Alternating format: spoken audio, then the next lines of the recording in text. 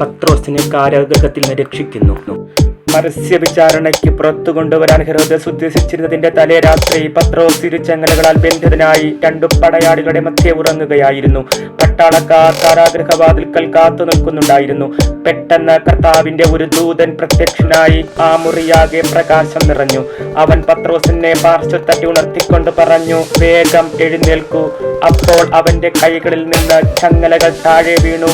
ദൂതൻ അവനോട് പറഞ്ഞു, നീ അരമുറുക്കി പാദരക്ഷകൾ അണിയുക. അവൻ അങ്ങനെ ചെയ്തു. ദൂതൻ വീണ്ടും പറഞ്ഞു, മേലങ്കി ധരിച്ചുകൊണ്ട് എന്റെ പിന്നാലെ വരിക. അവൻ പുറത്തിറങ്ങി ദൂതൻ അനുഗമിച്ചു.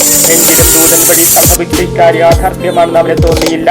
തനിക്ക് ഒരു ദർശനമുണ്ടായെന്നേ അവൻ കരുതിയുള്ളൂ. അവർ ഒന്നാമത്തെയും രണ്ടാമത്തെയും കാവൽ സ്ഥാനങ്ങൾ പിന്നിട്ട നഗരത്തിലേക്കുള്ള ഇരുമ്പ് കവാടത്തിലെത്തി. അത് അവർക്കായി സ്വയം തുറന്നു. അവർ പുറത്തു കിടന്ന് ഒരു തെരുവ് പിന്നിട്ടപ്പോൾ ദൂതൻ പെട്ടെന്ന് അപ്രത്യക്ഷനായി. അപ്പോഴാണ് പത്രോസിന് പൂർണ്ണ ബോധം വന്നത്.